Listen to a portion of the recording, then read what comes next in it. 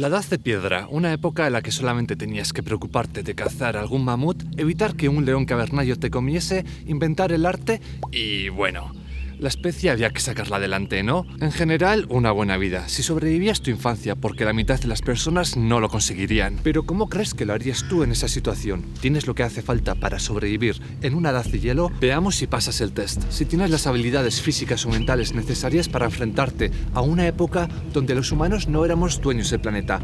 Aquí van 10 razones por las que no sobrevivirías en la Edad de Piedra.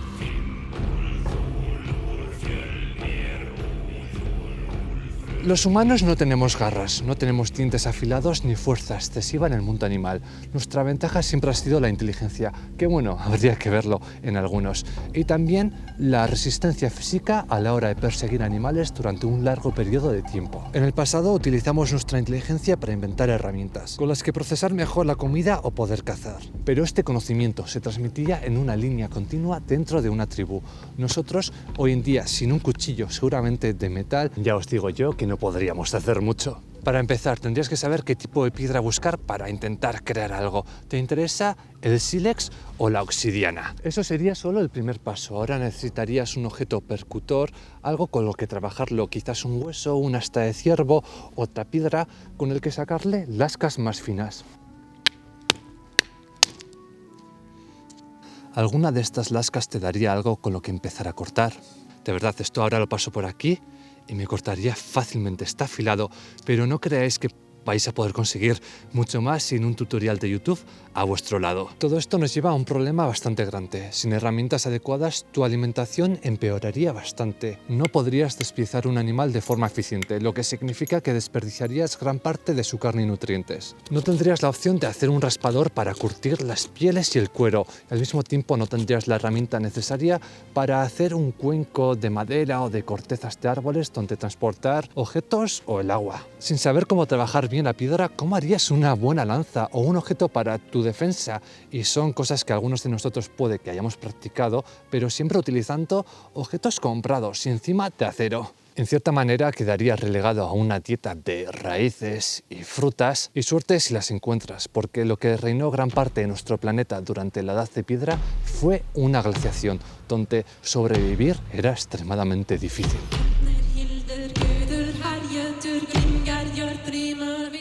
En muchos momentos de la Edad de Piedra, los humanos tuvimos que enfrentarnos a un clima brutal. Imagínate estar en medio de la última glaciación, con unas placas de hielo que cubrían casi todo el hemisferio norte.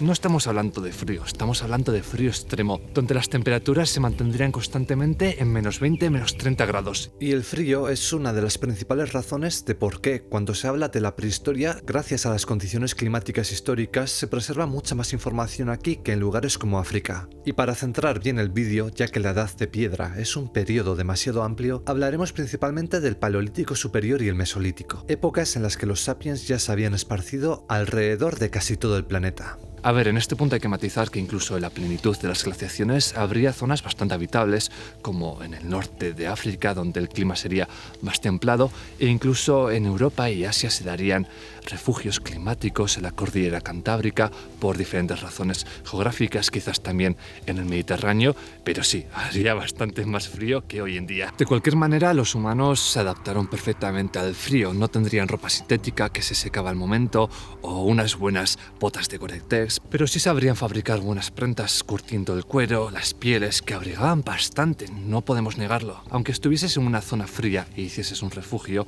pasases las primeras noches, si sobrevivieses a todo eso, ahora tenemos que tener en cuenta otros factores.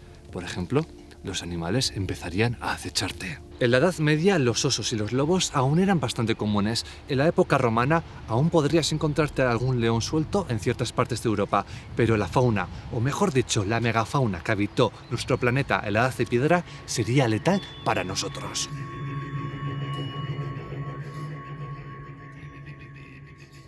Este es el tamaño de un oso marrón. Impone, ¿no? Ahora mirarlo en comparación al oso cavernario o a los osos de hocico corto, unos monstruos que habitaron el hemisferio norte, que podían alcanzar los 3,5 metros de altura y que llegaban a pesar los 1000 kilos. criaturas diseñadas para la supervivencia en los climas más duros. Por desgracia para nuestros antepasados, seguramente destrozaban humanos de un solo zarpazo. Imagina estar recogiendo bayas en un bosque y que una mole así te mire fijamente.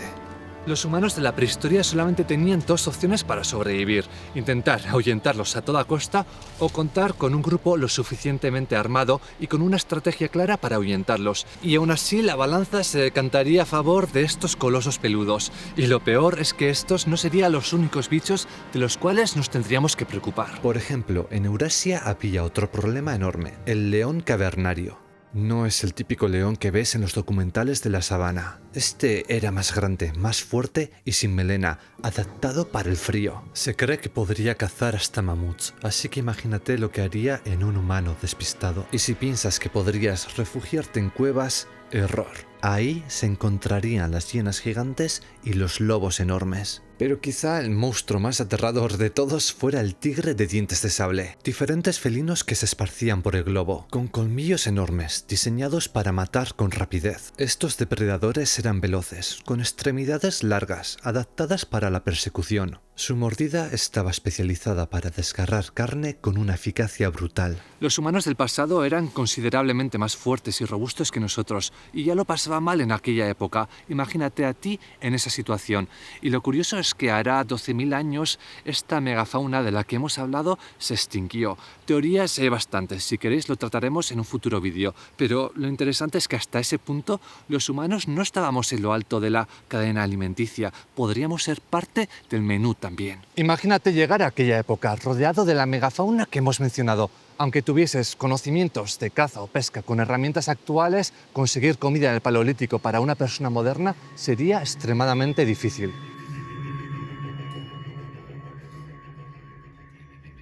En aquellos tiempos la caza y la pesca eran fundamentales. Se usaban lanzas con punta de piedra, propulsores, trampas e incluso arcos en épocas más avanzadas. Herramientas que requieren un profundo aprendizaje, tanto para la fabricación como para el uso. Además, había que conocer bien el terreno. Este yacimiento donde me encuentro se sitúa a la entrada de un extenso valle. Aquí la caza era abundante. La tarea requería una planificación meticulosa, ya que cualquier fallo podría dejarte días sin comer. Y a ver, claro que en gran parte de nuestros orígenes la parte fundamental de nuestra dieta estaba basada en grasas y proteínas, pero nuestros antepasados comerían todo lo que tuviesen a su alcance. Estarían encantados de hincarle el diente a cualquier fruta, tubérculo, raíz, fruto seco, verdura, miel, granos que se encontrasen por el camino. Pero tendrían que trabajar para conseguir estos alimentos, y bastante. Ahí está la raíz del problema.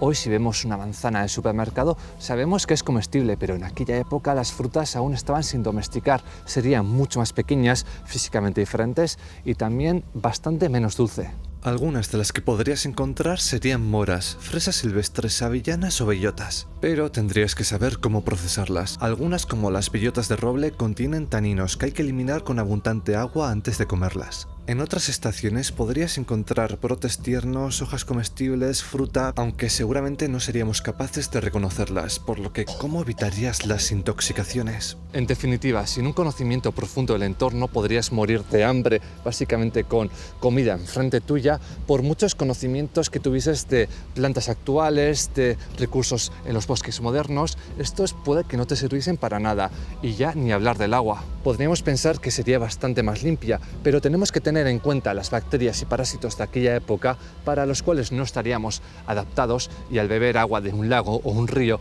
nos sentarían bastante mal. La clave para potabilizarla estaría en saber hacer una hoguera.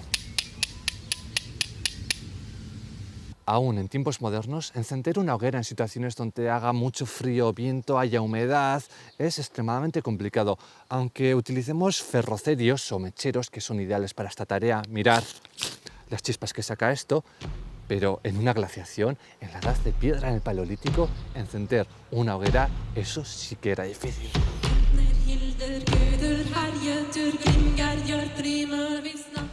La historia de cómo los humanos domesticamos el fuego es bien bonita, después de los incendios que se darían quizás por rayos o incendios naturales, pero yendo al grano, la clave en aquella época para hacer fuego era en parte esto de aquí, sílex. Además de ser una excelente herramienta de corte bien trabajada, le serviría para sacar chispas, golpeándolo contra algún mineral de hierro tipo pirita, y las chispas de por sí no le servían mucho, pero si las poníamos cerca de una buena yesca como el hongo chaga o el hongo yesquero, que ya hemos visto cómo se trabajaba en aquella época, un vídeo muy interesante que os va a aparecer por aquí arriba, pues entonces la tarea de hacer fuego se hacía más sencilla. Aun y todo, estas piedras o esos minerales no se encuentran en todos los sitios, tenían lugares de trabajo especializados a los que volvían recurrentemente todos los años y luego transportaban ese sílex a otros lugares del mundo, pero como no, hay que saber identificar estos recursos y también a utilizarlos. No es tan sencillo. Otra manera muy efectiva para hacer fuego sería el método de fricción, utilizando dos maderas y luego eventualmente con un arco. Aquí volvemos a tener otro problema. No cualquier madera sirve, pero con preparación y sabiendo cómo gestionar los recursos, sí que una persona bien preparada, que sería una ínfima parte de la población, podría sobrevivir en este punto, conseguir un fuego para sobrevivir al frío y para potabilizar agua. Debido a la dificultad para encender hogueras, la clave era saber mantenerlas vivas. Nunca dejar morir el fuego, mimarlo lo máximo posible. En el yacimiento donde nos encontramos aún podemos comprobar la importancia de estas hogueras. Sus restos se mantienen aún pasados 8000 años. Tú, si eres una persona que se ha criado bajo el amparo de una sociedad moderna, seguramente no hayas alcanzado tu potencial genético y hoy por hoy esto no tiene muchas repercusiones. La mayoría de personas no necesitamos una gran resistencia física para vivir. Si has desarrollado una mala dentadura, puedes ponerte aparato. Si has desarrollado una mala visión, miopía, puedes ponerte gafas. Pero este tipo de trabas creados por malos factores ambientales, una vida sedentaria, serían mortales en la Edad de Piedra. El hombre de la Edad de Piedra era fuerte y robusto, sobre todo esto último, ya que tenían unos esqueletos mucho más fornidos que la media actual. De estatura dependería de la abundancia de alimentos, si han sufrido alguna hambruna, pero en un gran periodo de la historia no estarían muy lejos de la media actual. Comparémonos con ellos. Lo normal es pasar 8 horas sentados en una oficina, comemos mal y de ultraprocesado, y lo más cercano que estamos de cazar algo es alguna oferta en el supermercado. Imagina tener que correr durante horas detrás de un animal para cazarlo. La gente hoy en día se cansa subiendo las escaleras, pero los humanos del pasado se hacían maratones detrás de los antílopes. Por seguir con los ejemplos que os he dado antes, cada vez tenemos las mandíbulas más pequeñas y menos espacio para que salgan los dientes, y al mismo tiempo tenemos peor visión. ¿Es esto genético? Claro que no. A ver, hay unos pocos casos de miopía genética, sí, y hay algunos genes que nos protegen de la miopía cuando los factores ambientales son adversos, como si pasamos horas enfrente de una pantalla o leyendo en condiciones de mala luz o si nos criamos en un mar de hormigón lleno de edificios sin poder ver al fondo. Pero ahora pensemos en la generación de nuestros abuelos. Casi nadie llevaba gafas de joven y hoy por hoy el 62,5% de la población joven española tiene algo de miopía. Y esto simplemente se puede explicar por una razón. Nos estamos cargando nuestro cuerpo de una manera u otra. Lo mismo con los dientes y las mandíbulas. En el Paleolítico las mandíbulas eran mucho más robustas, fuertes, con los dientes perfectos. No he visto a un cráneo del Paleolítico con una mala dentadura. Y esta era necesaria para muchas tareas como procesar el cuero y las pieles o para hacer cuerda o redes de pesca. Actualmente los bebés toman menos el pecho, comen más purés que alimentos sólidos.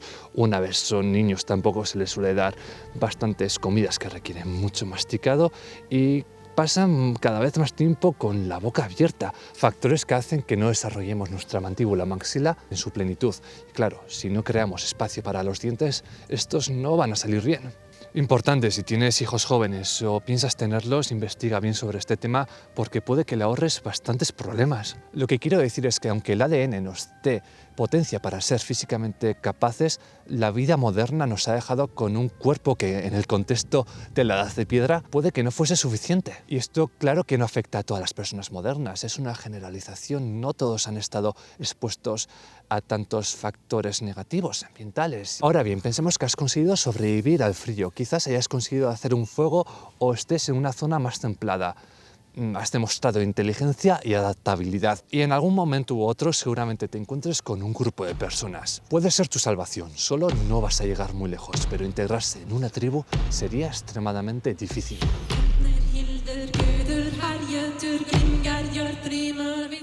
Olvídate de encontrar un grupo de personas en el Paleolítico y que te reciban con los brazos abiertos. La comunicación en un principio sería casi imposible. Y no solo es problema del idioma, para ellos serías un completo extraño. ¿Cómo podrían confiar en ti? Aparte, te verías completamente diferente a ellos. Después de decenas de miles de años, nuestras caras, nuestros fenotipos, el cómo nos vemos ha cambiado bastante. Y en un mundo donde la supervivencia dependía de la colaboración, cualquier persona externa sería vista con sospecha. Sería un espía de otra tribu. ¿Vendrías a robarles la comida o los recursos? Igual incluso pensarían que podríamos llevarles una enfermedad desconocida para ellos y no estarían mal equivocados. La primera reacción sería quizás de rechazo, incluso igual de violencia también. Si por algún milagro no te echasen o matasen de inmediato, tendrías que demostrar tu valía para el grupo. Ahí cada persona tenía una función: cazar, recolectar, trabajar pieles, cuidar de los niños. ¿Qué podrías hacer tú? Porque una persona moderna no sé qué habilidades podría enseñarle, sinceramente. Algo que les sirva para ellos. ¿Qué haréis vosotros? Yo he estado dándole al coco y lo único que se me ha ocurrido para impresionarles sería el arte. Alrededor del 60.000, 50.000, 40.000, los sapiens y quizás también los neandertales empezaron a desarrollar el arte, pero era muy específico. Nosotros, si cogemos un palo, les dibujamos cualquier cosa en la tierra o incluso con ocre o con sangre hiciéramos un retrato de una persona, ya que sus dibujos se enfocaban en los animales, quizás lo verían como algo trascendental, algo valioso, algo con lo que quedarían impresionados. Quizás puede que sea una buena táctica, pero dejadme en los comentarios qué haríais vosotros aquí. Antes hemos hablado de que podríamos estar inmersos en medio de una glaciación. Esto quiere decir que estaríamos días, semanas o meses sin ver la luz del sol. Si tuvieses la piel mínimamente un poco oscura, con algo de pigmentación, ¿qué digo? Si hasta las personas más pálidas hoy en día, con lo mal que comen, también les pasa, estarías enfrente a una gran deficiencia de vitamina D. Y por otro lado, si tuvieses la piel algo más clarita, tampoco te librarías. Si acabases en un lugar soleado, en África por ejemplo, porque también lo sabría, estarías enfrente a un peligro grande de cáncer de piel, o como mínimo acabar como un británico en medio del verano.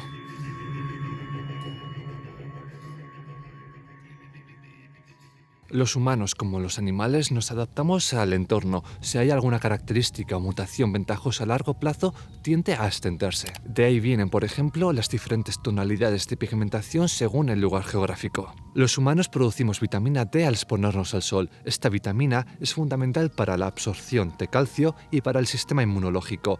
Y teóricamente, cuanto más clara tengas la piel, mejor producirás esta vitamina D en situaciones con poco sol. Curiosamente, los habitantes de Europa y Asia durante el Paleolítico y Mesolítico no portaban el gen principal que poseemos los habitantes actuales, que influye en mayor medida en la pigmentación de la piel. ¿Tendrían deficiencia de vitamina D? Para nada, la compensarían con una dieta altísima en grasas procedentes de pescados y carnes, alimentos altísimos en esta vitamina, aunque tampoco podemos saber su pigmentación real. Algo intermedia mediterránea según los estudios, pero siempre comentan que no se pueden sacar conclusiones precipitadas. El ADN que recolectamos de humanos del pasado puede estar contaminado, muchas veces falta información y al mismo tiempo poseían una combinación de genes que no está presente hoy en día, era única. Por ejemplo, en Europa los cazadores-recolectores sí que poseían el gen principal que otorga los ojos azules y que al mismo tiempo despigmenta la piel y el pelo, y también tenían mutaciones en el gen MC1R, creo que se llama, básicamente que influencia en tener el pelo pelirrojo y la piel bastante pálida. Independientemente de todo esto, esa dieta era fundamental para ellos. En meses sin ver el sol,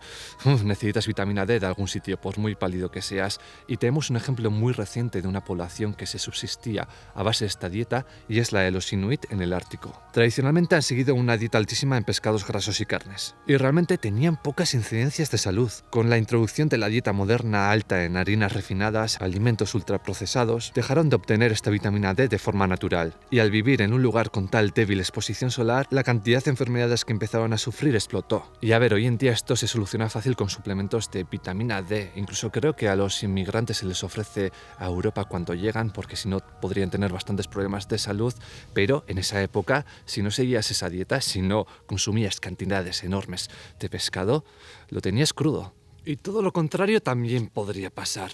Déjame a mí suelto, que tampoco soy una persona extremadamente pálida, en una zona bien soleada durante un día sin protección solar y voy a acabar con la piel requemada. Déjame semanas, meses y aunque me pusiera algo moreno, mi piel simplemente se levantaría y convertiría en una gran ampolla. Sufriría bastante. Si acabar en el Paleolítico ya tendría que ser un infierno de por sí, imagínate acabar en un lugar como este, una turbera o un pantano, momificado bajo el suelo como ofrenda en un ritual.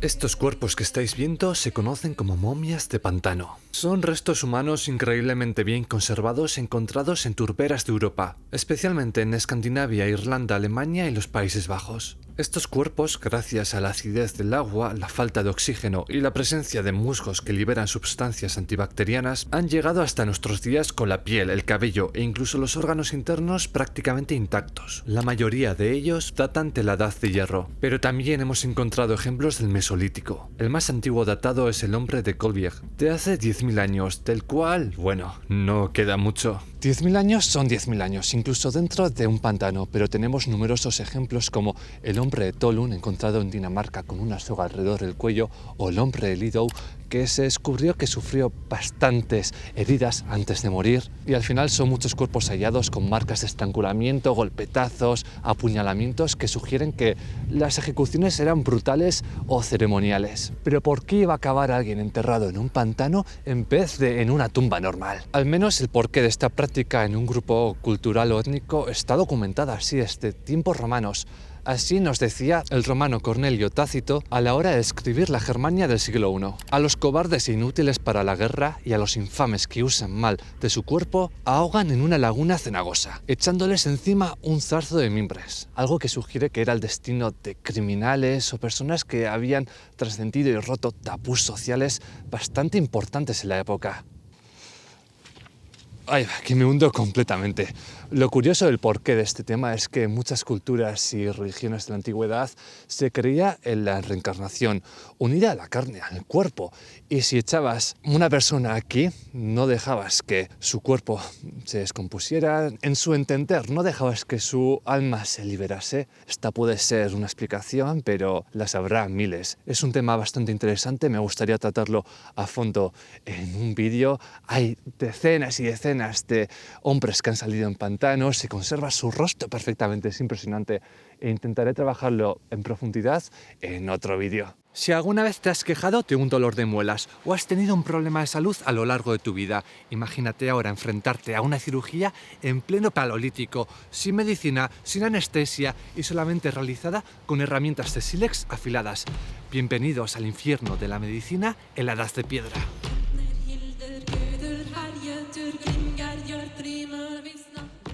Uno de los procedimientos más impactantes de la época fue la trepanación, que consistía en perforar el cráneo de una persona probablemente para aliviar la presión tras un golpe fuerte o un traumatismo. La evidencia arqueológica muestra que muchos cráneos trepanados presentan signos de regeneración ósea, lo que indica que los pacientes llegaban a sobrevivir. Parece ser que lo que querían curar al menos funcionaba en parte. Aunque se han encontrado ciertos cráneos trepanados de mujeres y niños, lo más común es verlo en adultos varones. Esto sugiere que podría ser una forma de aliviar cierta herida sufrida en cacerías de animales grandes y peligrosos. Claro que los últimos hallazgos arqueológicos nos muestran que las mujeres también cazaban, pero probablemente animales de menor tamaño, ya que una tribu no podía arriesgar la salud de las mujeres. Eran el devenir del clan, sin ellas no había vida y su salud, su seguridad era lo primordial. Claro que en ciertos momentos pudo haberse hecho por motivos culturales. Otra teoría que explica el porqué de esta trepanación argumenta que no se haría tanto por los traumatismos sufridos, sino por motivos religiosos. Lo más loco es que fue una práctica con una continuación a lo largo de toda la historia, desde la Edad de Piedra hasta prácticamente la actualidad, donde algunas personas la siguen practicando de forma modificada y con objetivos variados. Para reducir el dolor seguramente utilizasen plantas medicinales, quizás corteza de sauce, sabemos que tiene propiedades analgésicas, de ahí viene la aspirina moderna, y quizás para cerrar heridas alguna cataplasma basada en cortezas o resinas, pero de cualquier manera sin antibióticos y con una herida abierta en aquella época podríamos conseguir una sentencia de muerte bastante sencilla. Disculpar cualquier gazapo histórico que haya podido meter en el vídeo, hemos dado mucha información, he tendido a generalizar. Si hay algún fallo estoy seguro de que lo corregiréis en los comentarios. Y por lo demás, ya veis que este canal se está quedando curioso, trabajamos muchas temáticas y sé que algunos preferís los vídeos de cocina, otros los de historia, otros los de supervivencia. Intento unir un poco todo, pero hacer uno de estos vídeos trabajados me lleva mínimo 2 o 3 semanas. No podría tener un canal dedicado a cada temática y a mí son los temas que me gustan y los temas que quiero trabajar. Si os gusta, pues bien, y si no os gusta el tema, no veáis el vídeo y ya está. Aún y todo, si realmente os suelen gustar todos los vídeos, os recomiendo, para ayudarme a mí sobre todo, que activéis las campanitas de las notificaciones a la hora de suscribiros, ya que a YouTube, al algoritmo, le encanta que la gente vea los vídeos a las primeras horas. Así que eso sería un gran favor. Por lo demás, aquí os estarán saliendo otra lista de vídeos. Espero que hayáis disfrutado de este y dejadme también en los comentarios. ¿Qué haríais vosotros en esta época? ¿Cómo sobreviviríais? Ya como siempre te digo, eskerrik asko eta hurrengo arte. Nos vemos en el siguiente vídeo. Agur.